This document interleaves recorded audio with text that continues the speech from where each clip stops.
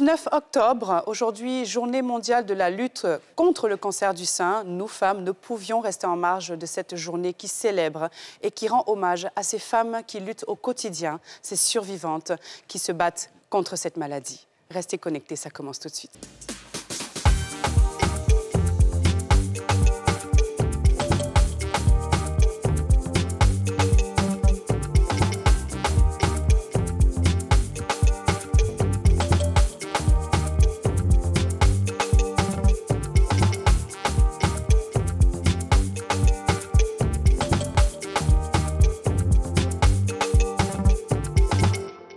On a tous une bonne raison de suivre les femmes d'ici avec Double Millionnaire.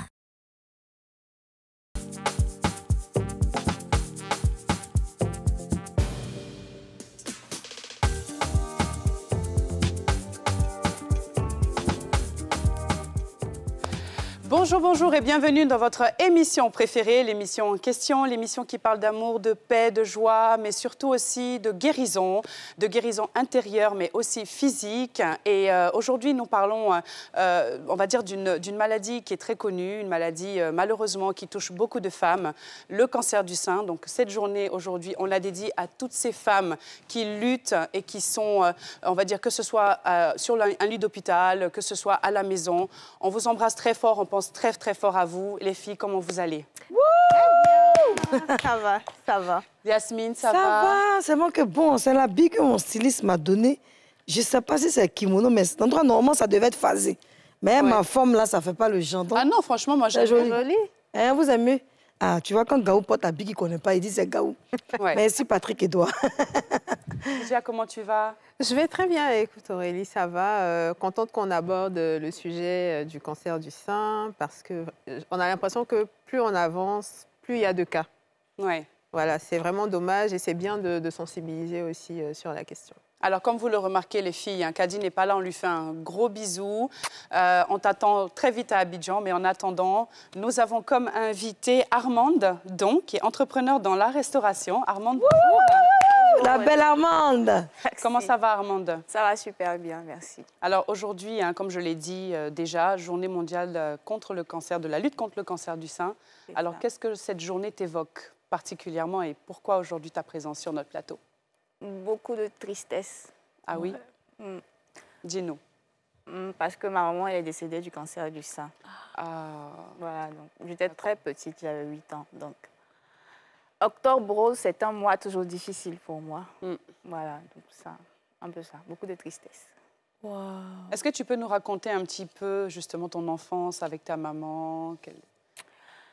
Bon, pour le peu de souvenirs que j'ai, elle est décédée quand j'avais 8 ans. Donc, je n'ai pas beaucoup de souvenirs de maman. Pour me rappeler d'elle, je dois regarder des photos.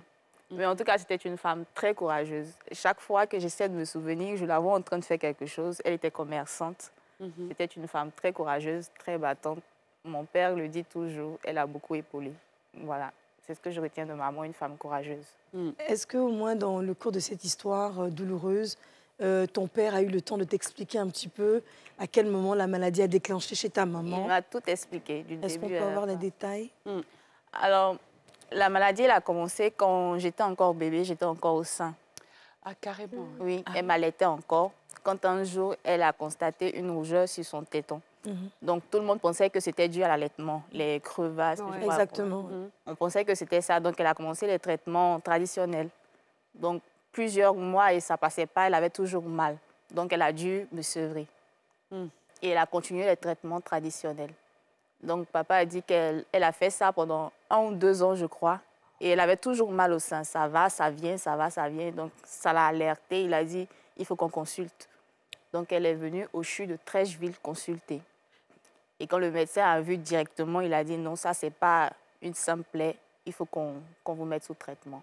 Donc, c'est comme ça qu'elle a commencé le traitement. Mais je ne sais pas, je ne pense pas qu'il a directement diagnostiqué le cancer du sein. Oui. C'est en quelle année? En 97. Je suis née en 95. C'était 2 ans après qu'elle a décidé d'aller voir le médecin. Donc pendant 2 ans, c'était traitement traditionnel. On pensait que c'était l'allaitement qui la fatiguait. Mais on sait que les crevasses, en général, c'est au tout début de l'allaitement. Oui, ça passe après, Oui. mais je ne sais pas. Puis, bon, il n'y avait pas beaucoup d'informations. Les gens n'étaient pas informés. Donc, on ne peut pas toujours penser, tout de suite penser à quelque chose de grave. Oui. Et Donc, si on veut bien parler de ça, c'est-à-dire que ta maman était enceinte de toi et déjà les rougeurs ont commencé. On va dire ça, mais ça ne l'a pas alerté. Voilà, mais elle a eu le courage, la force d'accoucher comme une femme qui n'a aucune maladie. Elle m'allaitait jusqu'au jour où elle a commencé à avoir très, très mal. Elle n'arrivait plus à m'allaiter. Wow. Et à cette époque, est-ce que ton papa t'a expliqué comment il a traversé cette période avec ta maman? Oui, c'était très difficile à tous les niveaux, moralement, financièrement. Papa, il était gendarme, il est maintenant à la retraite. Et financièrement, c'était chaud. Il m'a même dit qu'il y avait des fois à la maison, il n'y avait pas à manger. Parce que le traitement, c'est très coûteux. Exactement. La chimio, c'est très coûteux. Et il fallait qu'elle fasse, je crois, toutes les 2 semaines. Il fallait débourser au moins 200 000 francs toutes les 2 semaines. Waouh, c'est énorme. Gendarme, simple salarié, c'était compliqué. Donc, papa m'expliquait qu'il y a des jours où il n'y avait pas à manger à la maison. C'est à partir de quelle période elle a été sous chimio? Parce que j'imagine qu'au tout début, comme tu l'as dit, il n'y avait pas de diagnostic clair. Oui, donc comme je le disais, elle allait voir le médecin. Le médecin a commencé, je crois, un traitement simple. Pendant plusieurs mois aussi. Tous les mois, elle allait au Chute-Trècheville. Le traitement continuait, mais ça n'a rien arrangé. Et la plaie s'est infectée. Mince. Le plein était complètement foutu, le sein. Et il a décidé qu'on devait faire l'ablation. Carrément faire l'ablation. L'ablation du sein. Donc, quand ta maman partait à l'hôpital pour aller se faire soigner chez le docteur, il y avait la plaie, il soignait sans toutefois avoir fait les analyses pour voir si c'était plein cancer. Je pense. Ah, là, c'est compliqué. Donc, c'est après l'ablation du sein qu'elle a commencé les chimios. Et les chimios, papa disait que c'était très, très épuisant. Après une chimio, elle n'arrivait plus du tout à se tenir debout. Il fallait qu'elle se repose au moins 3 jours avant de pouvoir rentrer à la maison. C'était très difficile. Il faut savoir que déjà, les chimios ne sont pas du tout faciles au quotidien pour toutes celles qui passent par là. Et en plus, à l'époque, j'imagine que c'est pas pareil comme aujourd'hui. Aujourd'hui, peut-être c'est même un peu adapté. Mais les filles, même, je vous demande, vous trois qui êtes là, est-ce que même cette année, vous avez pensé à vous faire dépister? Est-ce que vous avez même commencé au moins à faire des... Vous savez, la palpation, est-ce que vous avez fait ça? Est-ce que vous oui, en début du mois dernier, au début du mois dernier, je suis allée voir le gynécologue pour un check-up annuel. Voilà. Et puis, il a profité, parce qu'en fait, moi, je lui dis, moi, à chaque fois que je touche les seins, j'ai l'impression qu'il y a des boules dedans. En fait, c'est ça, même moi, tu vois. Et il m'a dit, le jour où il y aura une boule qui n'est pas normale, tu le sauras. Donc, je l'ai fait devant lui, il m'a montré aussi comment on fait. Bon, c'est un peu gênant, mais bon, c'est question de santé, donc oui, je l'ai fait. Bon, moi, je suis pas encore allée voir un docteur pour faire comme toi, mais d'ailleurs, je devrais le faire. Mais moi-même, je suis quelqu'un de très... J'ai toujours peur, en fait. Donc, depuis les émissions précédentes, parce qu'on a chaque année, on fait des émissions sur le cancer. Je ne sais pas si vous vous rappelez, l'année dernière, on nous a appris à lever le bras. On a fait un petit peu l'exercice. Je le fais de temps à autre, mais j'avoue que dès que j'ai une petite douleur, je panique seule. Donc, au fond de moi, je commence à prier. Seigneur, fasse que ce ne soit pas la maladie. Fasse que ce ne soit pas la maladie. Et puis bon, depuis lors que j'ai dit que je dormais avec des soutiens et qu'on m'a dit que ce n'était pas quelque chose de bon, j'ai arrêté. Mais je peux dire que la poitrine a pris un petit coup parce que j'ai arrêté quand même. Je ne sais pas pourquoi, mais c'est comme ça. On dit que souvent, même, ce n'est pas que les seins, c'est aussi dans les aisselles. Les aisselles, oui, c'est ça. Voilà, donc je touche un peu. Mais souvent, c'est les ganglions. Et parfois, tu vois, ils vont te presser le téton pour voir s'il y a du liquide qui sort. Ou... Ah, oui. Non, si le liquide sort, c'est pas bon. C'est pas normal. Ouais. C'est pas normal, en tout cas. Et toi, mince. Surtout après que ta maman est traversée. Je le fais très souvent. J'ai même fait une fois une mammographie parce que j'ai une petite fille. Donc, après l'allaitement, j'avais très mal au sein. Ça tirait. J'ai eu peur. Je suis allée faire une mammographie. On m'a dit que tout allait bien. C'était dû à l'allaitement. Oui, surtout que toi, justement, vu que dans ta famille, il y a déjà eu quelqu'un, il faut que tu sois vraiment très suivi. Donc, quelqu'un qui a déjà le cancer, tu dois faire attention. Oui, en effet. Faut faire. Oui. Ah ouais? Oui. Ah, mais ça, je ne savais pas. Oui. Alors, les filles, l'année dernière, rappelez-vous aussi que Kadi avait reçu dans la rubrique ce jour-là Jennifer, qui nous racontait, on va dire, son parcours de combattante pour sortir de cette maladie. On la regarde. Bonjour Jennifer. Bonjour Kadi. Merci d'avoir accepté l'invitation. Avec plaisir. Alors, le 9 septembre 2018, on t'annonce que tu as le cancer du sein. C'est quel type de cancer? Alors, c'est un cancer agressif. Voilà, il y a plusieurs types de cancers, plusieurs formes, mais le mien, c'est un agressif à 80%. Donc une forme assez grave. On a décidé d'arrêter la chimio parce qu'effectivement, la tumeur avait été vaincue. Très bien. Le plus gros. Voilà. Okay. Suite à la chimio, on a enchaîné avec une opération qui s'appelle la mastectomie. Ouais, l'ablation du sein. Exactement. Voilà. Donc le sein malade, qui était le sein droit, dans mon cas. Donc, c'est quand même une opération qui est choquante au réveil. Ouais. Voilà. Moi, il faut savoir que j'avais quand même une forte poitrine. Forte poitrine. Voilà. Donc, quand on se réveille avec un sein et pas l'autre, et c'est tout plat comme un homme, ça fait quelque chose. Ça fait quelque chose. Mais bon, on pleure un peu et puis on se réveille, on continue. On continue. La reconstruction est longue. La reconstruction est longue. Voilà. Donc après le double JEPS, 3-4 mois plus tard, on est passé sur le lipofilling maintenant. Très bien. Donc là, on prend un peu de graisse dans mon ventre. Bon, je ne suis pas très dodu, donc on prend là où on peut prendre pour au fur et à mesure redonner une forme naturelle. Et donc au total, tu as subi combien d'opérations depuis? Au total, je crois qu'on est à... 7? On est à 6 ou 7. Ouais. La 7e arrive, on a 6. On a 6 opérations. Et tu as une 7e à faire bientôt? Oui, parce que c'est une reconstruction, encore une fois, et c'est long. On ne peut pas faire tout de suite, tout rapidement. Le fait de faire beaucoup d'opérations, forcément, ça laisse des séquelles un petit peu bien sûr. Au corps. C'est la maladie qui est après vous. Vous êtes devant la maladie. Voilà. Même si on vous annonce ça, on reste fort. On continue de faire comme si de rien n'était, malgré qu'on fasse ces traitements. Moi, j'allais à la salle de sport, mes jambes tremblaient. Hein. Ah oui, mais je disais à mon corps, je me regardais, tu vas le faire, tu le fais. Et ça rend mon corps encore plus fort. Pour toutes celles, en tout cas, qui ont des enfants, vraiment, hein, il faut les regarder. On va pleurer un coup dans la salle de bain, et puis on se reprend. On pleure le soir, et puis le lendemain, on se reprend. C'est comme ça que moi, je fais. C'est très bien, voilà, donc on est toutes fortes, on peut tout y arriver. Il n'y a pas de raison, et je conseille le corosol. Voilà, les feuilles de corosol pour toutes les femmes qui ont le cancer en tisane, c'est excellent. C'est excellent. C'est excellent. Merci beaucoup, Jennifer. Merci. Avec grand plaisir. Vraiment, en tout cas. Bravo, Jennifer. Elle est belle. Je me rappelle à cette émission, Jennifer a pleuré. Je pense qu'on n'a pas montré tout parce que c'est un peu long, mais elle a parlé de son fils, elle a parlé du fait qu'elle devait lutter en tant que mère célibataire, surtout à cette époque-là.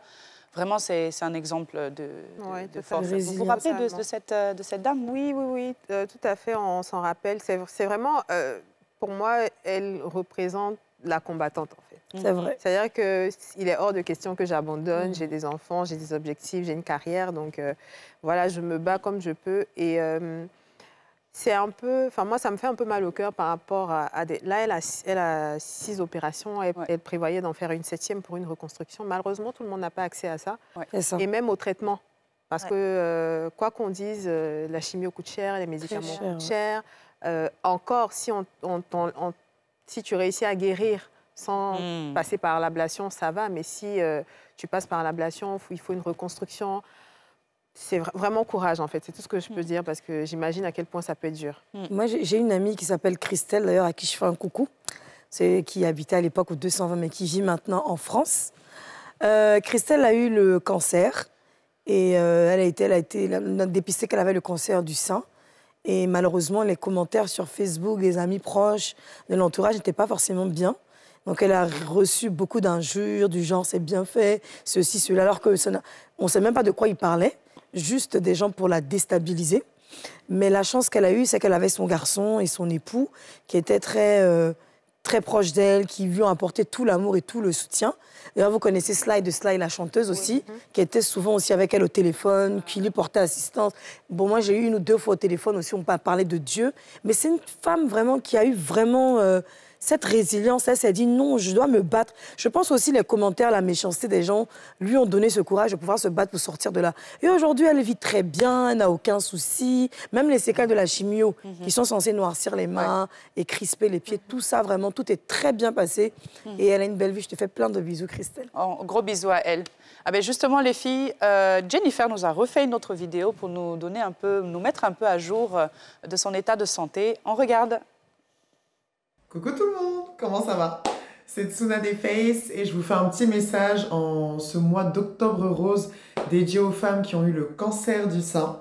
Comme vous savez, je suis déjà passée ici pour parler un petit peu de mon histoire, donner un peu plus d'espoir, de force, de volonté aussi pour toutes celles qui, comme moi, sont atteintes ou ont été atteintes du cancer du sein. Donc pour les petites news, je vais toujours bien. L'entreprise Tsuna des Face se développe toujours bien. Mon fils va très bien aussi, il grandit bien. Je continue à aller à la salle de sport, à m'entretenir et à fabriquer de nouveaux produits pour vous. Donc voilà, je voulais juste vous dire de ne rien lâcher, de rester forte, de se battre, de rester vous-même, de rester féminine. Ne perdez pas votre personnalité, restez qui vous êtes et faites fuir le cancer. Faites-lui peur. Yeah! La victoire. On adore ça. Ça fait plaisir. On adore ça, vraiment. Et puis c'est une battante, franchement, je l'encourage. Qu'est-ce que cette vidéo t'évoque? Oh, j'aurais aimé que maman soit là pour faire une telle vidéo aussi. Oui. Mais en tout cas, ça fait plaisir. Ça permet de savoir qu'il y a des femmes qui s'en sortent. Et ça donne du courage. Ça encourage les autres qui traversent cette période. Alors, tout à l'heure, tu as dit quelque chose qui a attiré mon attention, c'est le fait que ta maman a eu une ablation. Oui. Mais normalement, après l'ablation, on est censé aller un peu mieux. Qu'est-ce qui s'est passé de ce que tu as comme souvenir? Elle s'est portée mieux quelques mois, je pense, d'après ce que m'a dit mon père. Elle s'est portée mieux quelques mois et puis après, elle a rechuté. C'est quand elle a rechuté qu'ils ont commencé les chimios. Elle a eu 11 chimios. C'est à la 11e, le médecin a dit que c'était la dernière, ça allait. Donc, on était contents. Et puis, je crois, pas même une semaine après, on dit que ça n'allait plus et elle n'arrivait plus à se tenir debout. Est-ce qu'ils vous ont dit c'était quoi? Est-ce que le cancer s'était propagé déjà dans tout son organisme ou ça avait attaqué l'autre séance? Je pense que Alors, c'était ça. elle va répondre à la question juste après la pub.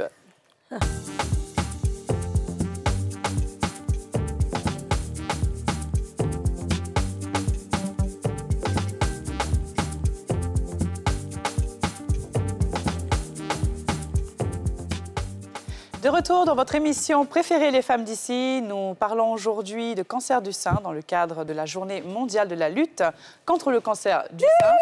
Et nous sommes toujours avec Armand Nodon, qui est entrepreneur dans la restauration et dont la maman, malheureusement, n'a pas survécu à cette maladie. On te dit encore Yako. Et Dija, tu posais une question tout à l'heure. Oui, je demandais, après la chimio pour la récidive, est-ce que le cancer s'était propagé dans le reste du corps ou alors c'est l'autre sein qui a été finalement touché? L'autre sein allait bien, donc je suppose que c'était le reste du corps. Sinon, l'autre sein allait bien, l'autre sein n'était pas malade. Dans tes propos, tu as dit que tu as perdu ta maman à l'âge de 8 ans. Oui.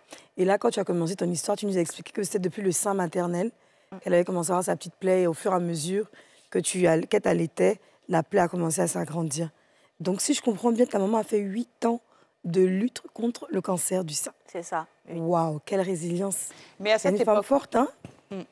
Mais à cette époque, est-ce que, je sais que pour le peu de souvenirs que tu avais quand même des moments d'intimité avec ta maman? Est-ce que vous jouiez ensemble? Est-ce que vous alliez faire des courses ensemble? Ou est-ce que vraiment elle était tout le temps alitée?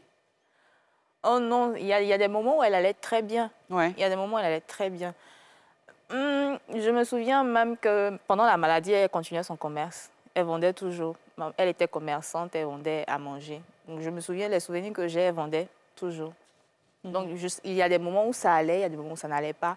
Quand ça n'allait pas, bon, mes parents aussi, au début, ils ont mis ça sur la cause de la sorcellerie. C'est ça. Donc, quand ça n'allait pas, je me rappelle qu'une fois avec ma sœur, on allait la voir dans un village très loin. Elle allait chez les tradipraticiens. Donc, quand ça n'allait pas, elle allait en voyage pour se faire soigner. Je pense que c'est ce qui a aggravé la maladie parce que ça n'a pas été vite pris en charge par les médecins. C'est ça, parce que tu m'as dit tout à l'heure que elle était malade depuis déjà 2 ans, avant même qu'on commence à prendre en charge cette maladie. Il y avait très peu d'informations à l'époque. Je pense que ils ont tout de suite mis ça sur le cause du... Le côté mystique. Mais après les 11 chimiothérapies, à quel moment ta maman perd la vie? OK, donc je disais, après la 11e, le médecin a dit que ça allait, que c'était la dernière. Donc, on était tous contents. Le vieux a dit, tout le monde était content à la maison. Elle allait rentrer à la maison. Et donc, elle n'est pas rentrée directement à la maison. Elle était, je crois, à Abidjan chez sa sœur. Et c'est là qu'ils l'ont appelée un jour pour lui dire que ça n'allait pas, qu'elle avait rechuté et qu'elle n'arrivait même plus à se tenir debout. On ne comprenait pas. Donc, je crois qu'elle est rentrée à la maison. Chez nous, à la maison, on était à Anibi-le-Cros. Elle est rentrée chez nous à la maison. Je me rappelle encore que j'ai vu ma mère faire 4 pattes pour aller dans la douche. Ça m'a traumatisée parce que c'était vraiment une femme très courageuse. La voir comme ça, atteinte par la maladie, qui n'arrivait même pas à marcher, ça m'a traumatisée. Donc, c'était un soir, au mois de juillet en 2003, un matin plutôt, à 4 h du matin, j'étais couchée dans la chambre d'à côté. Et je me suis réveillée, il y avait du bruit dans la maison, beaucoup de bruit, je ne comprenais pas. Je me suis réveillée, donc tout de suite, j'ai couru dans elle, sa chambre. Donc je suis allée dans sa chambre, je vois notre frère aîné qui est au-dessus d'elle en train de faire un massage cardiaque.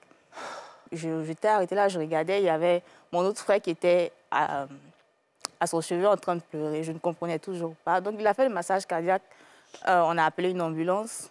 L'ambulance est venue avec un médecin et c'est le médecin qui a prononcé le décès. Donc, elle est décédée en juillet, un matin, à 4 h du matin, en 2023. C'est récent. 2003, pardon. 2003, ok. Bon, écoutez, les filles, il n'y a pas que des mauvaises nouvelles, il faut le dire. Nous avons été rejoints par une dame qui a survécu à cette maladie. Nous allons l'accueillir. Elle s'appelle Diane Sanoko. Diane. Diano oui, la survivante des survivantes. Diano, la puissance. Bonjour. Bonjour. Elle est toute belle en plus. Magnifique, Diane. Jolie boubou. Diane. Je suis ravie de vous rencontrer. Je vous vois à la télé. Je suis très heureuse, très impressionnée. Diane, tu es jeune? Oui. Tu as quel âge, si ce n'est pas indiscret? 29 ans. 29 ans. Et tu as eu le cancer? J'ai eu le cancer du sein à 25 ans. Waouh. Qu'est-ce qui s'est passé? Explique-nous un peu. Alors, j'ai palpé une boule dans mon sein lorsque je mettais mon soutien-gorge un jour. Et j'en ai parlé à ma mère qui m'a dit de faire suivre, d'essayer de faire suivre. Et j'ai essayé de faire suivre ça par des médecins. Du fait de mon âge et parce que c'est très rare aussi, pendant un an, on m'a dit que c'était rien. On m'a dit que c'était probablement un adénofibrome. Un adénofibrome, c'est voilà, une petite boule voilà, bénigne, on va dire. C'est ça. Et lorsque j'ai eu l'occasion de faire une biopsie, un an plus tard, c'est à ce moment-là qu'on m'a dit que j'étais atteinte du cancer du sein. Depuis un an. Et la boule n'avait cessé d'augmenter de volume pendant un an. Qui a prescrit la biopsie? Est-ce que c'est spontanément ou alors c'est sous avis médical que tu fais ta biopsie? C'est ma mère. Ah. Ma mère a dit, mon médecin traitant m'a dit, il a touché la boule, il a palpé, il a dit à 90%, d'après lui, c'est rien. Waouh. Et c'était où, en Côte d'Ivoire, ici? Non, c'était en France, justement. En Europe. Bon, au moins, on ne va pas gâter le nom des... Justement. de nos médecins, parce qu'ils sont très compétents ici. Ils sont très compétents, et c'est ici aussi que j'ai fait suivre la boule. Et ensuite, j'étais partie rendre visite à mes parents en France. Et c'est là qu'on a pu faire la biopsie. Mais ma mère a insisté, parce que mon médecin traitant lui avait dit c'est rien. Elle a dit d'accord monsieur, c'est rien, prescrivez-nous quand même tout ce qu'il faut pour être certain que c'est rien. Et elle, je pense qu'elle avait déjà l'intuition, parce que depuis le premier jour, elle me disait de faire suivre. Mais pendant que tu avais la boule, comment est-ce que tu te sentais dans ton corps? Est-ce que tu sentais que tu étais fatiguée, malade? Non, vraiment aucun symptôme. Aucun symptôme. J'avais mal nulle part. La boule elle-même me faisait pas mal. D'accord. Même quand j'appuyais, même quand je touchais, ça me faisait pas mal. C'était juste anormal. Ouais. C'est anormal de sentir une boule dans son sein de toute façon. C'est clair. Mais j'ai jamais eu aucun symptôme. Je me suis jamais évanouie. J'ai jamais. Tu avais quel âge? 25 ans. 25. Et quand tu as appris cette nouvelle, qu'on te l'a dit, que c'était vraiment un cancer, qu'est-ce que tu as ressenti? Quand on me l'a annoncé, je m'attendais à ce qu'on m'annonce que j'ai un cancer dans d'autres circonstances. C'est-à-dire? C'est-à-dire que je suis allée le premier jour faire une mammographie d'abord, ensuite une échographie, ensuite le médecin a dit « Ok, on va tout de suite faire la biopsie, les images me paraissent un peu bizarres ». Il a fait la biopsie et il m'a demandé de revenir le lendemain. Le lendemain, quand je suis venue, il m'a dit qu'il avait vu 2 petites taches sur l'autre sein et que donc il voulait biopsier l'autre sein. Donc j'étais allongée là, avec les bras au-dessus de la tête. Et c'est à ce moment-là qu'il me dit « Bon, bah, ce que vous avez, c'est cancérigène. » Aïe, lui aussi. Donc je n'ai pas tout de suite réalisé que c'était un cancer. Moi, je pensais que j'avais des cellules cancérigènes, mais ça ne veut pas dire cancer. Ouais. Donc, je n'ai pas tout de suite réalisé. Et ma mère était dans la salle d'attente, elle attendait, et je lui ai dit, le médecin dit que c'est cancérigène. Elle a tout de suite compris. Mais il a fallu quand même qu'on aille voir une gynécologue, parce que c'est aussi un problème gynécologique. Ah bon? Oui. Oui. Comment ça? C'est-à-dire que quand ça touche aux organes reproducteurs ou aux organes féminins, les gynécologues sont concernés. Et donc, c'est une gynécologue qui m'a annoncé officiellement, on va dire, mais je le savais déjà, qui a mis les mots dessus en disant « Bon, on vous a dit ». J'ai dit « Qu'est-ce qu'on m'a dit ?» Et elle a dit c'est un cancer, donc à partir de maintenant, elle a tout de suite enchaîné à partir de maintenant, chimiothérapie, mastectomie, radiothérapie. Mastectomie. C'est quoi la mastectomie? C'est quoi? Mastectomie, c'est l'ablation partielle ou totale du sein. Je rappelle que l'ablation veut dire qu'on enlève le sein. On enlève le sein totalement. On coupe totalement le sein. On t'a fait une mastectomie des deux? Non, une mastectomie que du sein gauche, puisqu'en fait, finalement, ce qui était dans le sein droit n'était rien. Justement, c'était véritablement des adénofibromes. Et tu as vécu combien de temps avec ce cancer-là? Alors, j'ai eu un parcours un peu atypique parce que j'ai fait d'abord 16 chimiothérapies. Jésus. Une fois que ça s'est terminé, les boules avaient presque disparu. Donc, quand on m'a parlé de mastectomie, je me suis dit, mais pourquoi faire finalement, puisqu'on me dit que les boules ont presque disparu. Et les médecins ont insisté et je suis rentrée un peu dans une forme de conflit parce que c'est difficile à accepter. J'étais jeune aussi, tout venait de me tomber sur le coin de la tête. Donc, j'ai mis stop, j'ai mis pause et je me suis dit, OK, je vais me laisser une chance de guérir naturellement. En tout cas, je veux garder mon sein le plus longtemps possible avant de penser à l'ablation. Ce n'est pas du tout ce que je conseille de faire aux gens parce que finalement, j'ai eu une récidive et j'ai dû enlever mon sein en urgence. Mais j'ai préféré ça, et c'est peut-être bizarre à dire, parce que ça me donnait l'impression que ce n'est pas moi qui décide, que c'est vraiment c'est comme faire un accident et on doit couper quelque chose, c'est vital. Là, comme ce n'était pas à moi de faire le choix, j'ai préféré qu'on décide pour moi. Et maintenant que c'était dans l'urgence, moins de 10 jours après que j'ai su que je récidivais, on m'a coupé le sein. Et lorsque tu te réveilles de cette mastectomie et que tu vois ça fait mal. Que tu n'as qu'un seul sein, comment tu te sens en tant que femme? Alors, c'est extrêmement bizarre, mais c'était beaucoup moins impressionnant que ce que j'avais imaginé. Beaucoup moins. Je me souviens très très bien. J'étais allongée en salle de réveil et la dame me dit, vous voulez... ils avaient mis la couverture jusqu'ici. Et la dame me dit, elle retire la couverture d'abord et elle me dit, vous voulez voir? Je lui dis oui. Elle me dit, avec ou sans le pansement? J'ai dit avec le pansement d'abord.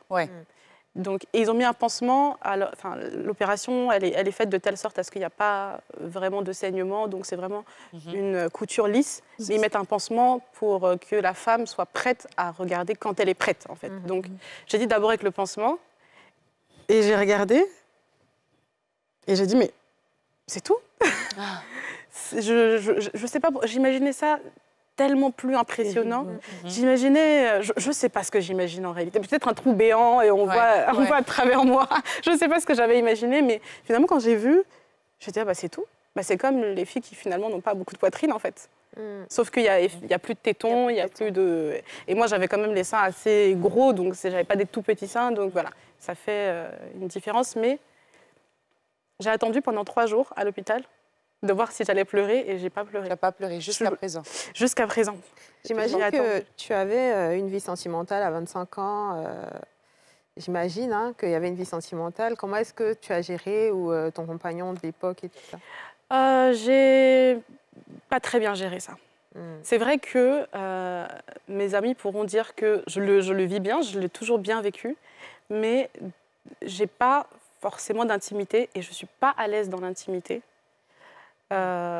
Jusqu'aujourd'hui, en fait, jusqu'aujourd'hui, j'imagine que j'attends d'apprendre comment faire ou de re-rencontrer quelqu'un, puisque je ne suis plus avec la personne de l'époque, mais de re-rencontrer quelqu'un qui va me mettre assez à l'aise pour que je lui montre ma poitrine, en fait. Mais sinon, quand je regarde mon corps aujourd'hui, je le trouve très beau. Je trouve toujours que j'ai un joli corps, mais c'est vraiment une question de... C'est bizarre à dire, mais je ne veux pas imposer ça à quelqu'un. Et au niveau de ta famille, est-ce que tu as quand même reçu des soutiens on va dire déjà de ta maman, c'est sûr, mais de ton papa, de ton entourage? Oui, énormément. Énormément de soutien, de mes amis, de ma famille. Mes amis ont été incroyables. Vraiment, il suffisait que je dise je ne suis pas très en forme aujourd'hui, un peu angoissée. Et je reçois un bouquet. Voilà, j'ai été entourée de beaucoup d'amour. Et surtout, ils ne m'ont jamais fait sentir que j'étais malade à aucun moment, malgré le fait que j'ai été chauve et que j'avais plus de cils, plus de sourcils, plus rien. Et même là, quand on va... Mes amis sont les seules personnes, en revanche, devant qui je peux mettre en maillot de bain et je suis totalement détendue. Waouh. J'ai envie de vous poser la question juste sur la rapidement, Yasmine, j'aimerais, parce que cette question, elle a été posée à une de nos consoeurs d'une télé-consoeur, Frédéric Leninger, qui a aussi traversé cette épreuve et qui s'en est sorti. On la regarde. Est-ce que même quand on est accompagné, entouré de proches, on a le sentiment d'être compris quand on traverse cette épreuve? Non. Malheureusement, on a besoin. Moi, je pense que c'est capital. C'est aussi important qu'une chimiothérapie ou qu'une thérapie alternative qui ne fait que booster le système immunitaire. Mais on ne peut pas être pleinement compris et pleinement entendu même, parce que les autres souffrent aussi, d'une certaine façon. Donc, on en a besoin, mais on a besoin d'aller chercher une force beaucoup plus forte à l'intérieur pour mener ce combat-là. Et aujourd'hui, les mots des patients malades, les mots des survivants sont un outil de guérison. Oui, les mots sont un outil de guérison parce que déjà, ça éveille sur le sujet et je pense que c'est quelque chose qui va bouleverser aussi les chiffres, qui sont malheureusement pas les vrais. Ouais, ben dis donc. Ouais, tu vois, elle a traversé aussi beaucoup de choses et on loue son courage, hein, Frédéric. Ouais. Yasmine, qu'est-ce que tu voulais Alors, j'ai envie de dire que la peur, en fait, d'avoir un cancer, c'est la chimiothérapie qui est un problème, en fait, pour toutes les femmes. Parce que déceler un cancer très rapidement, c'est vite guérir. Est-ce que vous pouvez nous partager votre expérience de la chimio? Qu'est-ce que c'est que vraiment la chimio? Oui, d'ailleurs... je le fais maintenant rapidement, mais j'ai une association et on a un compte Instagram. Tous les jours pendant le mois d'octobre, je poste de la documentation, des informations. Aujourd'hui, le thème, c'était la famille, les proches, comment réagir. Hier, j'ai mis une vidéo de moi en chimiothérapie. La chimiothérapie, ça fait peur. Le mot fait peur. Les symptômes font peur. Et je me souviens de la première que j'ai faite avec ma maman. Donc, on est arrivé. Il faut savoir que la chimiothérapie, c'est une perfusion, tout simplement. Ah, tu vois. Oui. Et donc, j'étais assise sur le lit et ma mère était assise à côté de moi en attendant que quelque chose d'extraordinaire se passe. Et elle m'a dit, après, je pensais que ça allait faire piou, piou, piou dans tous les sens. Elle a vraiment utilisé ces termes-là. Et finalement, c'est une perfusion. Et après ma première perfusion, étant donné tout ce qu'on entend sur la chimiothérapie, j'étais là à attendre, encore une fois, qu'il se passe quelque chose d'extraordinaire. Et finalement, comme j'avais décidé aussi de documenter mon parcours, parce que je me suis fait traiter en France et malheureusement, je n'avais pas trouvé de femmes de mon âge et de mon ethnicité qui avaient partagé cette maladie. Je voyais beaucoup de femmes d'un certain âge. Je me disais qu'on n'avait pas les mêmes enjeux dans la vie. Moi, ma vie, elle vient de commencer. Je n'ai pas forcément d'enfants. En tout cas, j'en avais pas à l'époque. Et je ne me sentais pas concernée par leur histoire dans la mesure où ce n'était pas exactement la même que la mienne. Tout ce qu'on partageait, c'était la maladie. Et donc, j'ai documenté ça et je me souviens quand je suis rentrée à la maison, je me filmais et je disais à ma communauté, voilà, j'ai fait ma première chimio et... OK, là, je viens d'avoir un OK, je pense que c'est la nausée qui commence. Et après, évidemment, les symptômes sont réels. Hein. Au fur et à mesure. La première chose que j'ai eue, c'est des nausées. Premièrement, non, d'abord une extrême fatigue. Après ça, on est très, très, très fatigué. Les cheveux ne tombent pas tout de suite. Les cheveux tombent au bout d'un mois, peut-être. Mais ils tombent vraiment. Et je pense que c'est pour ça aussi qu'on voit beaucoup de femmes se raser la tête rapidement. C'est ça. En cascade. En fait, tous les jours, les voir tomber, c'est très difficile. Chaque jour, en ramasser sur l'oreiller, le matin en se brossant les dents, il suffisait que je touche ma tête pour que des cheveux partent. Donc... les premiers symptômes, c'est vraiment la fatigue, la nausée. Et ensuite, il y a des éruptions cutanées, mais ça dépend vraiment des femmes. Moi, j'ai eu la chance d'avoir une jolie peau toute ma vie. Et là, vraiment, j'étais devenue verte presque. Oui, les effets secondaires sont difficiles, sont réels. Et aujourd'hui, j'ai encore des séquelles, des douleurs. Mais est-ce que ce sont des symptômes qui sont, c'est-à-dire permanents, ou quand tu finis la chimio, pendant une semaine, par exemple, tu as ces symptômes et puis après ça va, ou bien c'est permanent jusqu'à la prochaine chimio. C'est exactement ça, en fait. Dès qu'on sort de la chimio, les symptômes sont les plus forts une fois que le corps a assimilé les médicaments. Oui. Pendant 2 ou 3 jours, moi, je faisais pipi rouge, totalement rouge, mais c'était aussi la couleur de la chimio. Et pendant 1 semaine, peut-être, je me sens vaseuse. Voilà. C'est le pic. La première semaine, c'est le pic de symptômes. Ensuite, ça dépend aussi si les chimios sont espacés. Mes premières étaient espacées de 3 semaines. Donc après, je passais quand même 2 semaines. Ça allait bien. Alors, on va continuer à parler de cancer de sein juste après cette pub.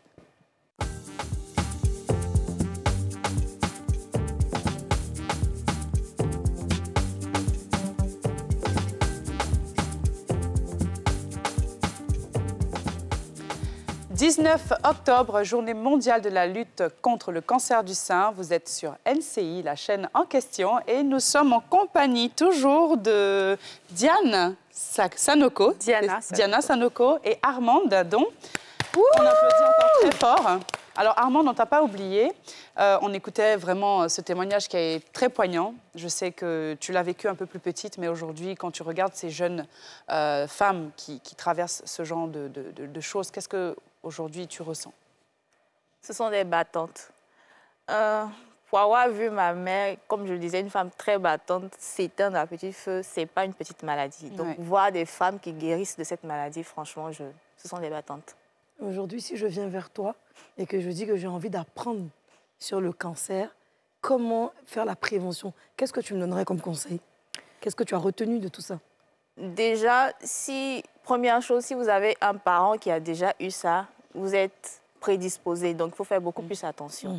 Il faut aller vers les agents de santé pour s'informer comment faire à la maison soi-même la palpation. Parce qu'on ne peut pas toujours aller à l'hôpital. Donc, il faut s'informer comment faire la palpation. Et si on détecte quelque chose de suspect, il faut tout de suite consulter. Tout de suite, il ne faut pas attendre. Alors moi, je veux revenir chez Diana. Je vois que tu en parles aujourd'hui avec le sourire. Ça fait vraiment plaisir de voir quelqu'un qui parle de son parcours, un parcours qui est assez difficile avec, on va dire, une sorte de joie. J'imagine que c'est lié au fait que ce cancer-là soit derrière toi. Pardon. Tu as dit tantôt que tu as une association. Est-ce que cette association-là, vous allez sur le terrain ou c'est juste sur Internet pour sensibiliser ou il y a des rencontres qui se font? Est-ce que vous êtes en contact avec des femmes qui vivent avec le cancer aujourd'hui? Alors oui, mon association, à la base, je l'avais faite pour aider les femmes à avoir une vie plus douce pendant la maladie, parce que c'est une maladie qui, malgré tout, isole énormément. Malgré le soutien que j'ai reçu de ma famille, je me suis toujours sentie très seule, en tout cas face à la maladie. Et je voulais apporter du soutien, du réconfort, de l'accompagnement. On a un groupe WhatsApp qui est complètement libre. Il suffit d'avoir le lien. Je mets souvent le lien, le QR code pour accéder, pour que des femmes discutent entre elles. Parce que moi, j'ai parlé avec beaucoup de femmes atteintes du cancer quand j'ai commencé à diffuser ma propre histoire. Aujourd'hui, en Côte d'Ivoire, j'ai reçu l'appel d'une jeune femme, par exemple. Sa maman a des difficultés à payer son traitement. Et donc, l'association met tout en œuvre pour récolter des fonds, pour aider cette dame-là à payer ses traitements. J'ai déjà fait aussi de la sensibilisation où certaines personnes me disent « voilà, j'ai certains symptômes que vous décrivez ». Donc aujourd'hui, ça se fait aussi sur le terrain parce qu'on va dans les entreprises. Je propose des sessions de sensibilisation et de formation à l'autopalpation pour que les femmes sachent comment s'autopalper. Donc, je distribue des dépliants et je sensibilise aussi sur ma propre histoire et sur le cancer. Donc, on est vraiment partout sur le terrain et j'espère même à l'international un jour si l'association réussit à lever pas mal de fonds. Est-ce que tu es beaucoup aidée dans cette association? Tu reçois quand même des fonds d'aide et de soutien? Alors, je viens de démarrer, donc pour l'instant, c'est un peu long. Combien de femmes il y a déjà dans ton association que tu soutiens, que tu aides à travers la... Alors, pour le moment, il y en a 4. Mais c'est vrai qu'on ne fait pas du tout. C'est beaucoup, hein, c'est pas rien. Bien sûr, 4 vies sauvées. Oui. Supporter mentalement, justement, c'est des idées, etc.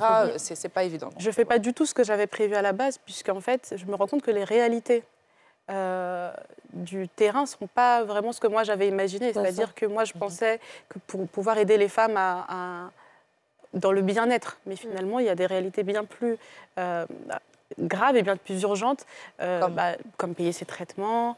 Et voilà quoi. Donc, 4 personnes, on fait comme on peut, mais je pense qu'il y a plus de 4 personnes parce que j'ai rencontré déjà des milliers de femmes que j'ai réussi à sensibiliser, donc je pense que j'en ai plus que 4. Voilà, ma chérie, bon, excuse-moi, j'ai une question.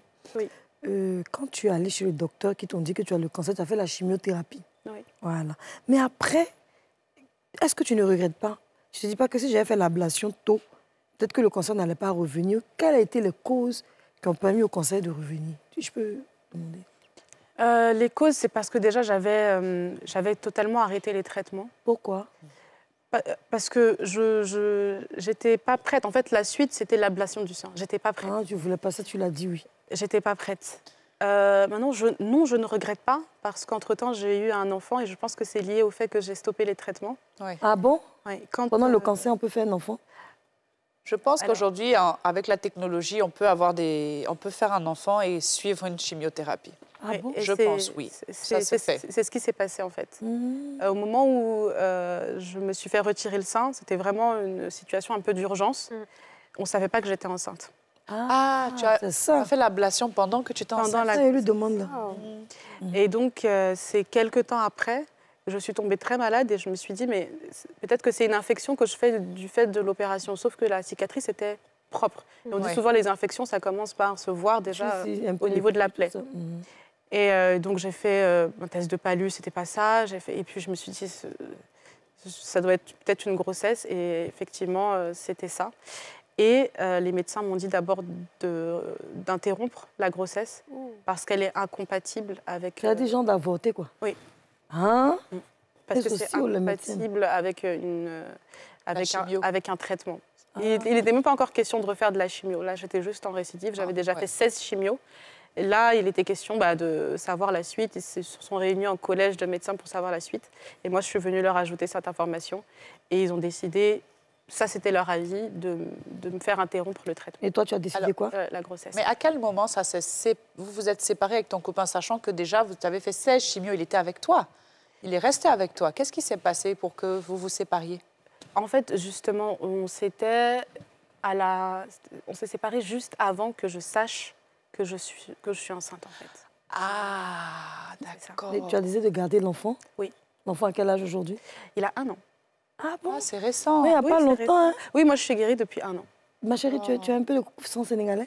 Non, pourquoi? Tu as sang malien? Non, pourquoi? Ivoirien, il faut que tu veux partir danser pour ta victoire. On ne peut pas faire une émission en train de dormir. Bébé, non, tu es trop jolie. Mais il faut qu'on te regarde ton boubou, pas non. Non, on m'a dit que mes chaussures ne sont pas... Personne ne va te voir. Je vais te chanter une chanson que ma mère aime bien. C'est horrible. C'est una loma. On a vécu le cancer, on y va. Descend. Waouh. Waouh, Sénégal. Waouh. Donc, un an que tu es... Mais quand tu as su que tu étais en rémission complète, comment ça s'est passé? On a des rendez-vous, des suivis, donc... Je suis partie à un de mes rendez-vous de suivi. Je savais qu'on allait me dire si effectivement je suis guérie ou non. Là, je venais pour ça. J'avais rendez-vous avec mon destin. Et on m'a dit, et le médecin il m'a dit, je mets pas de suspense, mais il en a mis. Ouais. Il a mis un peu de suspense et il m'a dit, vous n'avez plus aucune cellule cancérigène. Wow. Et en fait, ça a bouclé une boucle parce que la façon dont il l'a dit. Il n'a pas dit vous êtes guéri, il a pas dit. Oui. Il a répété les mêmes termes que le premier médecin m'avait dit. Vous avez des cellules cancérigènes. Et lui, il m'a dit vous n'avez plus de cellules cancérigènes. Amen. Donc, c'est leur façon de faire, mais pour moi, ça a bouclé un peu. Pour dire que tu es guérie, ma chérie. Pour dire en tout cas, gloire à Dieu. Et voilà, je suis encore comme toi aussi, vous t'aider. Amand, toi, tu as un enfant, c'est une fille? Oui, une fille. Aujourd'hui, est-ce que tu portes un regard particulier donc, à cette petite qui va grandir avec potentiellement, je dis bien potentiellement, cette maladie, ce que je ne souhaite pas? Et est-ce qu'aujourd'hui, tu t'engages comme elle dans des associations pour pouvoir aider? Donc, 2 questions en une. Hein? Oui. Concernant ma fille, oui, je m'inquiète. Naturellement, je m'inquiète un peu parce que je me dis, ça peut arriver. Parce que sa grand-mère l'a déjà eu. Donc, c'est ce que les médecins ont dit. Quand une personne là, vous êtes prédisposé au cancer. Donc, je m'inquiète, j'ai peur, mais en même temps, bon, on vit normalement. Je ne pense pas trop à ça. Je me dis, bon, ça peut arriver comme ne pas arriver. Et puis, oui, je m'intéresse beaucoup aux associations comme celle de la dame. Je suis les actualités, surtout en ce mois, le mois d'octobre. Je suis tout ce qui se passe. C'est d'ailleurs pour ça que j'ai fait un test sur ma page pour en parler, pour parler de ce qui s'est passé. Je n'avais jamais parlé. Donc, j'ai parlé, j'ai dit aux gens que le cancer, ce n'était pas une maladie des Blancs. Comme beaucoup de personnes croient encore en 2023 que c'est une maladie qui arrive que de l'autre côté. Non, ça arrive à tout le monde. Même si un proche à vous ne l'a jamais eu, ça peut vous arriver. Ouais. Donc, il faut faire toujours attention. Alors, moi, je reviens toujours vers Diana. C'est quoi la vie après le cancer? C'est ça qu'elle a là. La vie après, c'est... Déjà, il faut choisir de guérir, je pense. On ne choisit pas d'avoir la maladie, mais on choisit de se battre naturellement. Et moi, je sais que lorsque j'avais arrêté mes traitements la première fois, ce que vraiment, je répète encore, je conseille à personne, j'avais choisi de vivre décemment. Parce que survivre et vivre, ce n'est pas pareil. Ouais. Je ne voulais pas survivre et être une demi-personne, une moitié de personne et toujours être malheureuse et triste et seule et malade. Et... C'est des titres qui sont lourds et que je ne veux pas incarner et que je n'ai jamais incarné. Et j'ai décidé, j'ai choisi ma vie après la maladie. Je l'ai choisie dédiée à la lutte, mais je l'ai choisie aussi dédiée à ma féminité, dédiée à ma vie, à mon bonheur, à mes passions, à mes ambitions, à ma profession. Non, ma chérie, tu choques pas. Mais pendant ta maladie, oui, vas-y. Est-ce que tu penses à une reconstruction? Oui, bien sûr. Je regarde c'est bizarre ce que je vais dire. Je regarde des seins tout le temps. Tu veux refaire opération? Oui, je veux refaire. Oui, on m'a dit que la plupart des femmes ne refont pas, mais moi je considère que je suis jeune. Si je vis longtemps, et c'est tout ce que je me souhaite, si je vis longtemps, je ne me vois pas passer les 60 prochaines années avec un seul sein. Déjà, je vais pencher d'un côté au bout d'un moment. Ah bon, tu vas faire quoi? Pencher d'un côté, parce que du coup, il n'y a rien de l'autre. Non, c'est en fait, tu veux tomber d'un côté. Le poids, déjà, quand tu dis pencher d'un côté, nous on voit une... Ah non. C'est une mission, on est en train de faire, on n'a qu'à tout se dire. Pardon, je ne pensais pas du tout à ça. Non, ce que je veux dire, c'est que je peux, et c'est vraiment médical, hein. Je peux au final, ça peut jouer sur ma colonne vertébrale. Mais j'ai la possibilité de faire des reconstructions. J'en ai vu qui étaient très belles. Et surtout, c'est l'occasion. Je pense que si les femmes pouvaient choisir à quoi ressemblerait leur poitrine, elles le feraient. Ah, ça, c'est clair. Et la seule chose que je peux dire, c'est positif, c'est que je vais pouvoir choisir la poitrine que je veux. Ouais. Et moi, j'avais envie d'ajouter, je voulais m'adresser à toi, ma fille. La Bible dit, ce que tu crains, c'est ce qui t'arrive. Donc, tu fais bien de ne pas craindre pour ta fille. Et donc, tu vas prier dans ce sens en disant, toute maladie héréditaire de famille, tu coupes le cordon ombilical et désormais, tu sais que toi et ta 7e génération, vous êtes sauvés de cette maladie. C'est une maladie, mais ce n'est pas la maladie de ta famille. Il faut rejeter ça. C'est vrai ce que tu dis parce que ça joue beaucoup au mental dans cette maladie. Comment est-ce que le mental a joué sur toi? Est-ce qu'à un moment, tu as été découragée? Est-ce que ça t'a empêché de continuer de travailler, etc. Dis-nous. Non. Moi, j'ai toujours dit, je sais que je vais mourir, mais pas de cette maladie. J'étais intimement persuadée que je n'allais pas mourir. Par contre, ça, c'est quelque chose... J'en ai jamais douté. Ça m'a pas traversé l'esprit. Waouh, la foi. Et chez ces femmes que tu accompagnes aujourd'hui, est-ce que tu sens parfois le désespoir Oui, parce qu'en fait, les médias même... les films, les médias véhiculent une image du cancer qui est synonyme à la mort. Ça va. J'ai mis, par contre, même si j'ai jamais pensé que ça allait me tuer, j'ai mis beaucoup de temps à regarder des séries qui parlent de maladies ou dans les urgences ou voilà, Grey's Anatomy et compagnie, parce que je me souviens, à chaque épisode, quelqu'un mourait du cancer. Et je me disais qu'ils sont en train de véhiculer l'image que le cancer tue. Il y a même des personnes qui sont décédées ces derniers temps, des personnes très influentes, d'excellents acteurs, d'excellents chefs d'entreprise, des designers qui sont morts. On n'a pas su qu'ils avaient le cancer jusqu'à qu'ils en meurent. Donc, automatiquement, dans notre esprit, on fait un lien, cancer égale mort. Et je déplore que ces personnes-là n'aient pas sollicité l'aide et la prière de toute leur communauté. Parce que moi, je l'ai sollicité et je suis personne. Eux, ils avaient... Le monde entier aurait pu prier pour eux. Je suis persuadée que la prière du monde aurait pu les sauver. Amen. Waouh, tu as bien parlé, ma chérie. Ouais, vraiment. Oh, est-ce que la foi joue quelque chose, justement, dans cette dans cette période-là? La foi, la prière. La foi, Ouais, joue la toujours foi pour joue, moi. ouais, ça Toujours, toujours. peu Oui. importe la situation, que ce soit positif ou négatif. Et je pense que la foi même aide à avoir le moral et le C'est ça. mental nécessaire C'est ça.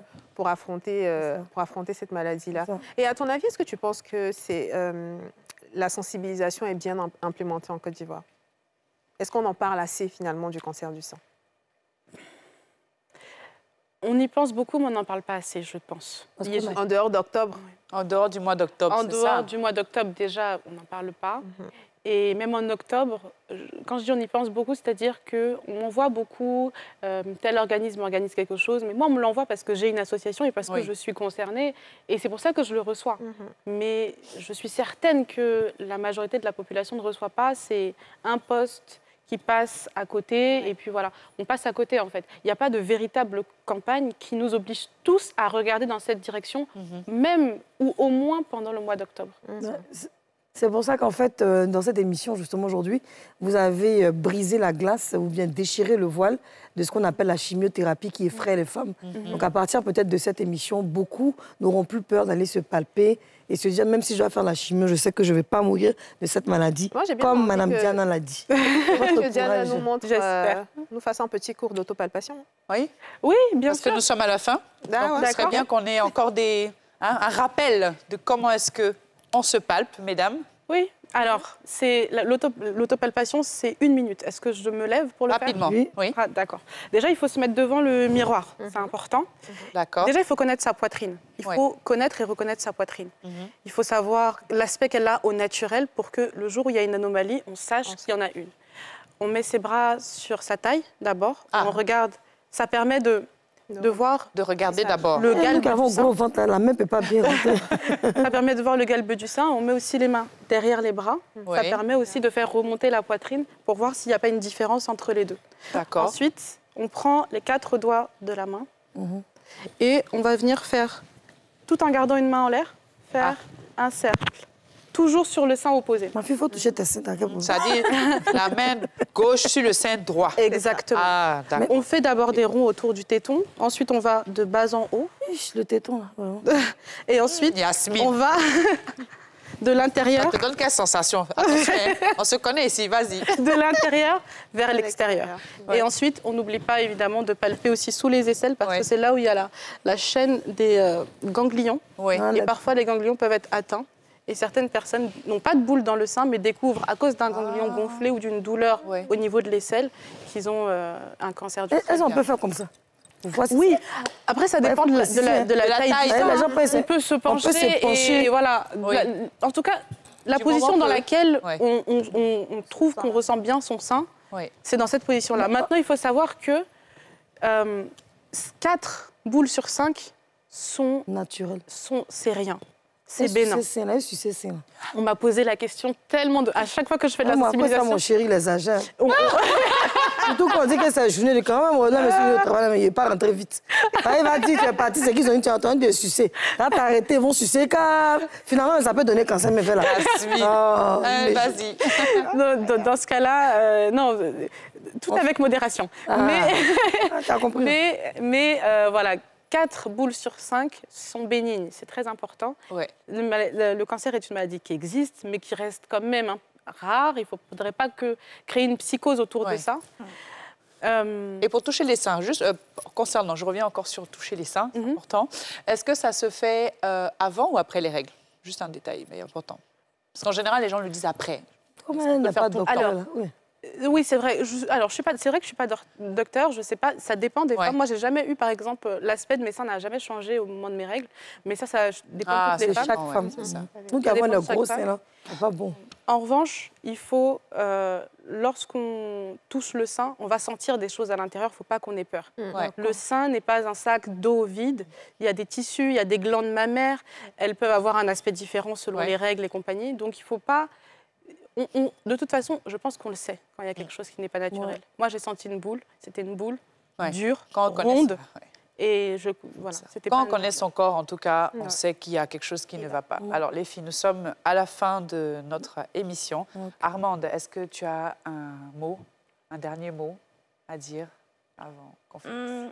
À toutes les femmes qui traversent cette période difficile, j'aimerais dire que les soutiens existent, qu'elles ne se sentent pas seules, qu'elles aillent vers les organisations, qu'elles en parlent. Parce que je pense que c'est ça aussi. Beaucoup de femmes se sentent seules dans cette période, elles n'en parlent pas. Et le temps joue contre vous. Plus vous cachez, moins vous avez des chances de guérir. Donc parlez, allez vers les gens, parlez. Et les jeunes filles, les jeunes femmes qui ne sont pas beaucoup informées sur cette maladie, je les encourage à s'informer. Parce que c'est une maladie qui est réelle. Elle existe ici, en Afrique. Ce n'est pas une maladie des Blancs. Donc, prenez soin de vous. Bien dit. Et toi? Dernier mot. Un dernier mot. Soyez forte. Oui, en fait, je sais pas, pardon. Je suis un peu émue. Mais c'est pas grave. Non, mais on te remercie vraiment surtout d'être venu, d'avoir témoigné beaucoup. Chaque année, on a des difficultés à trouver des dames qui en parlent. Et c'est très encourageant que tu sois là. Moi, je tenais à terminer en tout cas cette émission en disant que c'est une maladie qui se soigne. Si vous vous y prenez tôt, n'oubliez surtout pas de vous palper chaque mois, même si c'est avant ou après les règles. Et pour toutes celles qui traversent ce moment difficile, la foi et les soins vous aideront. Et sachez qu'en tant que femme, on est vraiment de tout cœur avec vous. On vous aime très, très fort. Vous êtes des battantes et on vous aime. Merci beaucoup de nous avoir suivis et on se dit à demain pour une nouvelle émission. Vous venez de suivre Les Femmes d'ici avec Double Millionnaire.